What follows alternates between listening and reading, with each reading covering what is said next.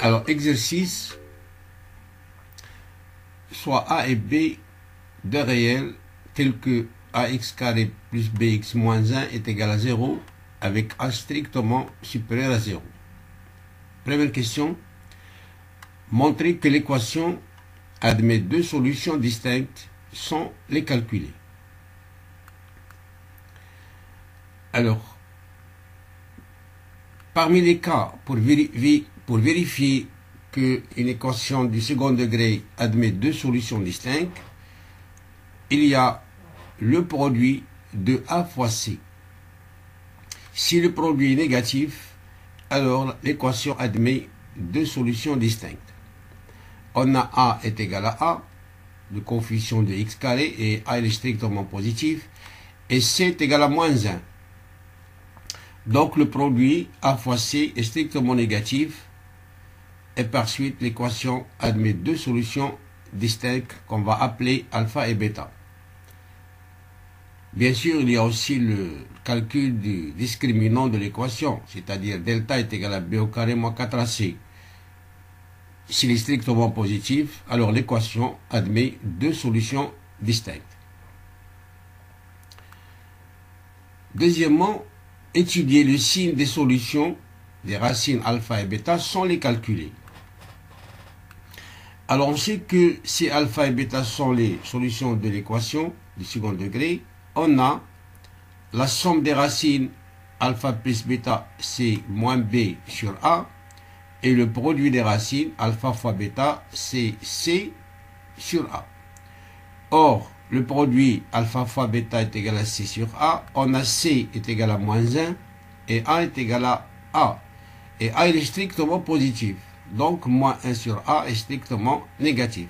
C'est-à-dire que le produit est strictement négatif.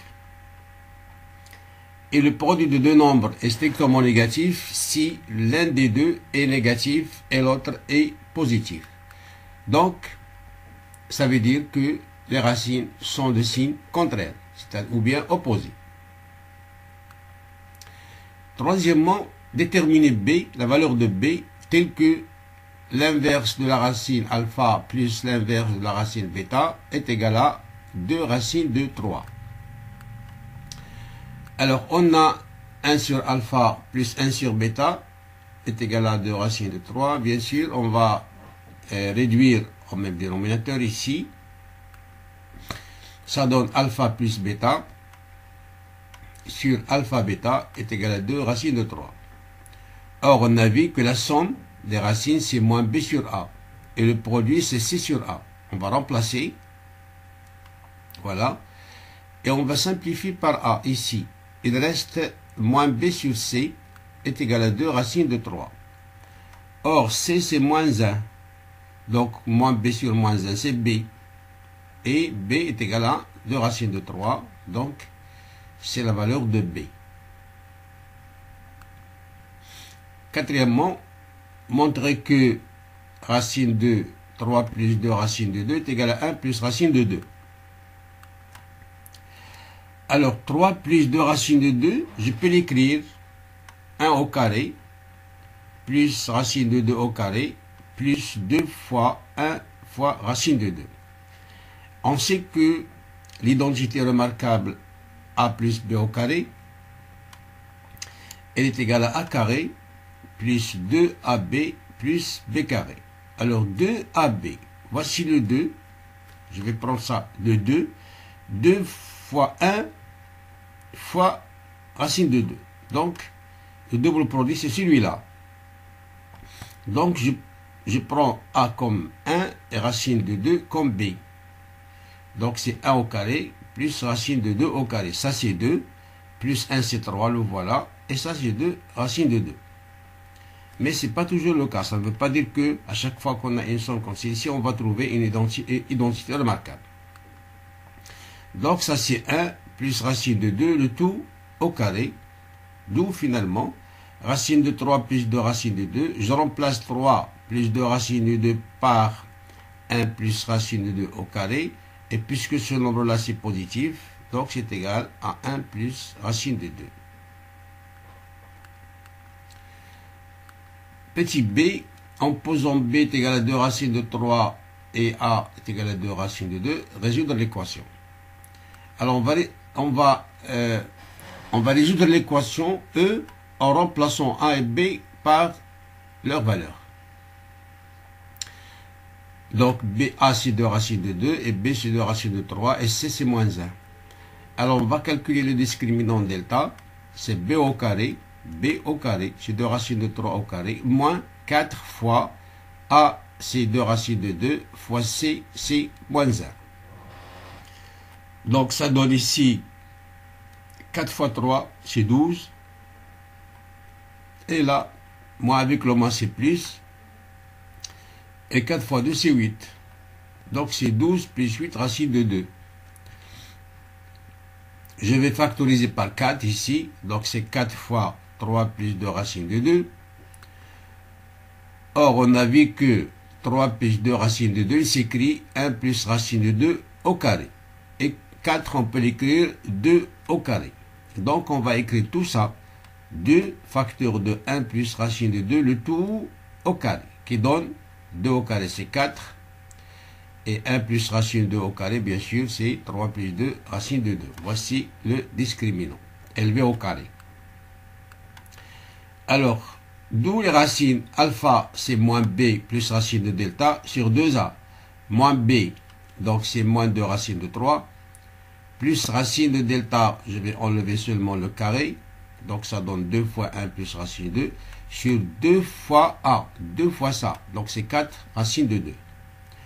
Je peux simplifier par 2 parce qu'il y a ici 2 et là aussi il y a 2. Donc il reste moins racine de 3 plus 1 plus racine de 2 sur 2 racine de 2.